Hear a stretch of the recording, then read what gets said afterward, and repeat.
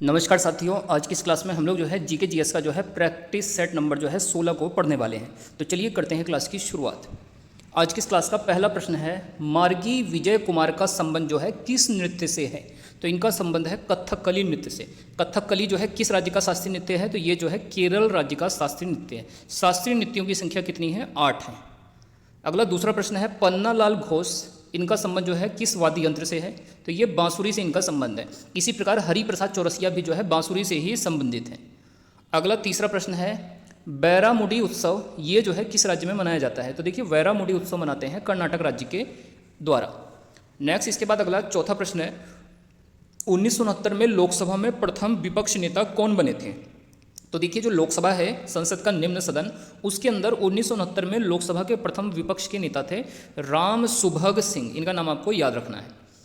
अगला प्रश्न है पांचवा, महाशिवरात्रि को कब मनाया जाता है? तो ये देखिए माघ कृष्ण पक्ष चतुर्दशी को जो है महाशिवरात्रि का पावन त्यौहार मनाया जाता है। इसी प्रकार होली कब मनाई जाती है? तो ये फाल्गुन पूर्णिमा को जो है होली का त्यौहार मनाते हैं। इसी प्रकार जो है जो दीपावली का त्यौहार है वो कार्तिक अमावस्या को मनाया जाता है। कार्तिक अमावस्या को दिवाली का त्यौहार मनाते हैं। इसके बाद अगर एक प्रश्न ये पूछा जाए कि हिंदू कैलेंडर के अंतिम महीने में कौन सा त्यौहार मनाते हैं? तो ये होली का त्यौहार मनाते हैं। और वो किस महीने में मनाते हैं? फाल्गुन के महीने में मनाते हैं। तो हिंदू कैलेंडर के अंतिम महीने में होली का त्यौहार होता है, फाल्गुन महीने में। अगला 9वां प्रश्न है हमारा, आर मुरथुक नमल 2022 में पद्मश्री पुरस्कार मिला है। तो ये जो है किस नृत्य से संबंधित हैं? तो इनका संबंध जो है भरतनाट्यम की प्रारंभिक नृत्य शैली के संरक्षक के रूप में ये जाने जाते हैं, आर मुरथुकनमल। नेक्स्ट इसके बाद अगला 10वां प्रश्न है, डोंगरी महोत्सव ये किस राज्य में मनाते हैं? तो ये हिमाचल प्रदेश में मनाते हैं डोंगरी महोत्सव। और ये जो है हिडिंबा देवी के सम्मान में इसको मनाते हैं। अगला 11वां प्रश्न है, नलवारी पशु मेला ये किस राज्य में मनाया जाता है? तो ये मनाते हैं हिमाचल प्रदेश में नलवारी पशु मेला। अगला 12वां प्रश्न है, सायर महोत्सव ये कहाँ पर मनाया जाता है? तो ये हिमाचल प्रदेश में। और हिमाचल प्रदेश के दो अन्य प्रमुख त्योहारों में हल्दा महोत्सव और बसंत उत्सव, बसंतोत्सव ये दोनों हिमाचल प्रदेश में ही मनाते हैं। सायर महोत्सव, हल्दा महोत्सव और बसंतोत्सव। अगला इसके बाद 13वां प्रश्न है, नालंदा विश्वविद्यालय का निर्माण किसने करवाया था? तो ये कुमार गुप्त ने करवाया था। जबकि विक्रमशिला विश्वविद्यालय का निर्माण किसने करवाया था? तो ये धर्मपाल ने करवाया था। नेक्स्ट इसके बाद अगला 15वां प्रश्न है, पार्थिव ग्रह या जिसको हम आंतरिक ग्रह कहते हैं ये कौन कौन से हैं? तो देखिए बुध, शुक्र, पृथ्वी और मंगल, इन चारों को जो है पार्थिव ग्रह या इनको जो है आंतरिक ग्रह कहा जाता है। अगला 16वां प्रश्न है, हर्षवर्धन के समय में धार्मिक सम्मेलन कहाँ पर हुए थे? तो देखिए हर्षवर्धन के समय पर 2 स्थानों पर धार्मिक सम्मेलन हुए थे, कन्नौज और प्रयाग में। अगला 17वां प्रश्न है, बाण भट्ट किसके दरबारी कवि थे? तो बाण भट्ट थे जो है हर्षवर्धन के दरबारी कवि। और कादम्बरी पुस्तक को किसने लिखा है? तो ये बाण भट्ट ने लिखा है। और हर्षचरित भी किसके द्वारा लिखी गई है? बाण भट्ट के द्वारा लिखी गई है, हर्षचरित और कादम्बरी। अगला 18वां प्रश्न है, मुराद अली का संबंध किस वाद्य यंत्र से है? तो ये सारंगी से संबंधित हो जाते हैं। इसी प्रकार अगर आपसे पूछा जाए, ब्रजभूषण काबरा इनका संबंध जो है ये गिटार से है। रविंदर यावागल ये जो है तबले से संबंधित हैं। और चेतन जोशी का संबंध जो है बांसुरी से है। नेक्स्ट इसके बाद अगला 28वां प्रश्न है, खेलो इंडिया यूथ गेम्स का चौथा संस्करण कहाँ पर आयोजित हुआ? तो इसकी मेजबानी की गई हरियाणा राज्य के द्वारा, खेलो इंडिया यूथ गेम्स का चौथा संस्करण। अगला 23वां प्रश्न है, सनी डेज ये किसकी आत्मकथा है? तो ये देखिए सुनील गावस्कर की आत्मकथा है। क्रिकेटर सुनील गावस्कर ने सनी डेज लिखा है। और सुनील गावस्कर को लिटिल मास्टर भी कहा जाता है। इसी प्रकार 24वां प्रश्न है, द गाई हु फिनिश ये किसकी आत्मकथा है? तो ये राहुल द्रविड़ की है। Next straight from the heart ये किसकी आत्मकथा है? तो ये कपिल देव की है। The test of my life ये जो है युवराज सिंह क्रिकेटर इनकी आत्मकथा है। अगला 281 एंड बियॉन्ड ये जो है वीवीएस लक्ष्मण की आत्मकथा है। नो स्पिन किसकी है? शेन वॉर्न की है। ट्रू कलर्स किसकी आत्मकथा है? तो ये एडम गिलक्रिस्ट ऑस्ट्रेलिया के दिग्गज बैट्समैन इनकी आत्मकथा है ट्रू कलर्स। और इम्परफेक्ट ये जो है संजय मांजरेकर की जो है आत्मकथा है। तो यहाँ पर कुछ क्रिकेटर्स की हमने आत्मकथाओं को पढ़ा।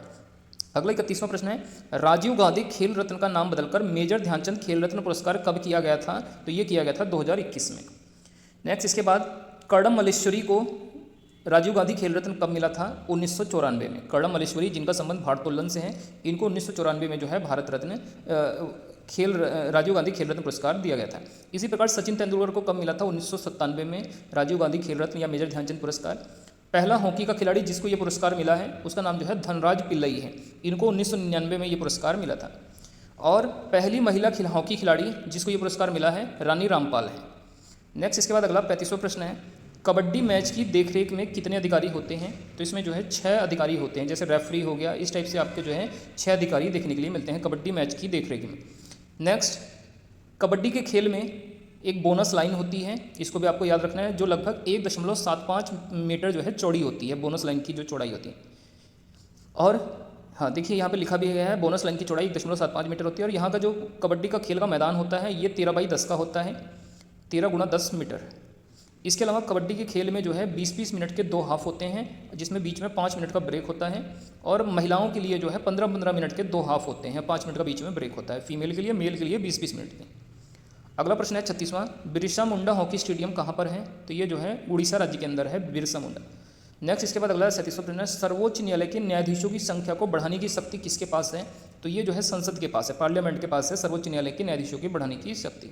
वर्तमान में सर्वोच्च न्यायालय में 34 न्यायाधीश हैं, 1 मुख्य न्यायाधीश, 33 अन्य न्यायाधीश। आर्टिकल 124 में क्या है? तो इसमें सुप्रीम कोर्ट का गठन है, और सुप्रीम कोर्ट की स्थापना 26 जनवरी 1950 को हुई थी।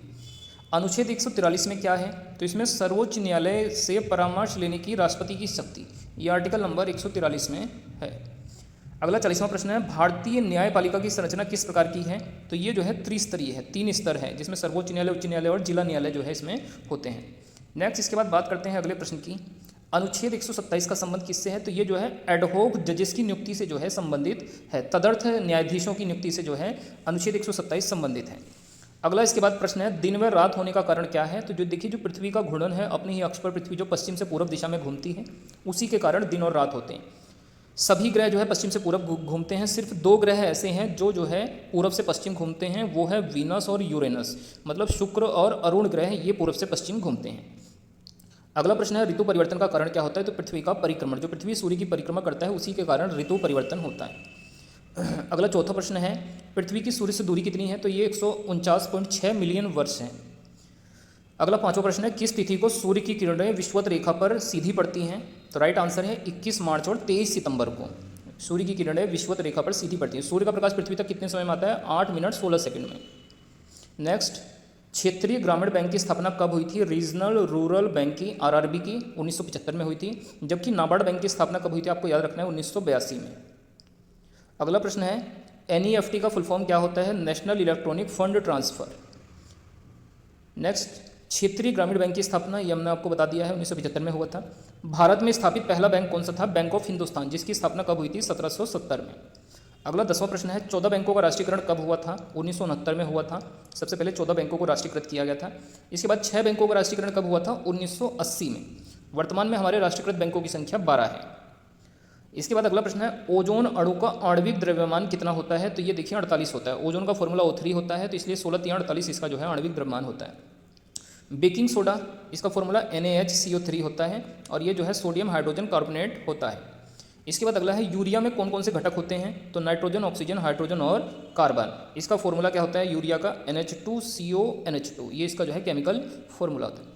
अगला प्रश्न है, hockey player of the year 2023 किसको बनाया गया है? तो ये चुने गए हैं जो हॉकी इंडिया अवार्ड्स दिए गए हैं, उसमें हार्दिक सिंह मेल के अंदर और सलीमा टेडे ये फीमेल के अंदर जो है hockey player of the year 2023 बने हैं।